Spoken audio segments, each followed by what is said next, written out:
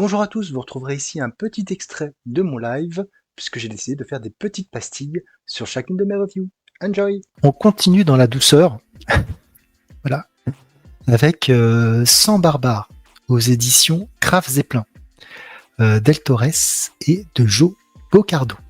J'en ai parlé chez Ingé Comics, j'en ai parlé chez Deviant, j'en reparle sur ma chaîne de ce titre, parce que Graf Zeppelin, en fait, c'est une maison d'édition qui se fait trop discrète. Moi, ce titre, je l'avais vu passer à un moment donné, mais je me suis dit, tiens, pas de visuel, rien, j'ai pas trouvé les auteurs, c'était un petit peu flou, et j'ai vu que c'était sorti, donc je me suis dit, tiens, je me le procure. Qu'est-ce que ça raconte ? Ça raconte une histoire de Conan. Conan est roi, son fils Conan, c'est lui qui est un peu aux manettes. Là, il va voir près de la frontière de la Chilonie avec les Pictes. Les Pictes qui semblent se reformer ont capturé une femme qu'on voit ici, Ramla. Et Ramla, en fait, elle a le don de divination. Elle peut voir dans le passé et dans le futur.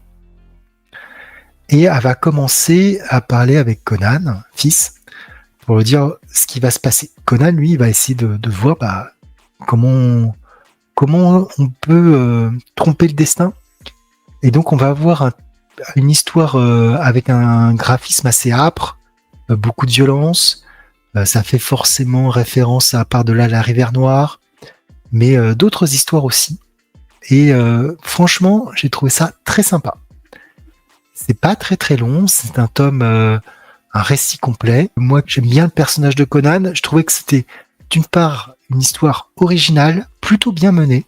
Je ne regrette absolument pas mon achat. Je l'avais signalé chez Deviant, mais si vous allez sur le site de Graf Zeppelin, vous pouvez avoir, je crois, 15 ou 16 pages que vous pouvez lire gratuitement pour voir un petit peu le style graphique, pour voir un petit peu l'histoire. Bonne petite découverte que ce titre.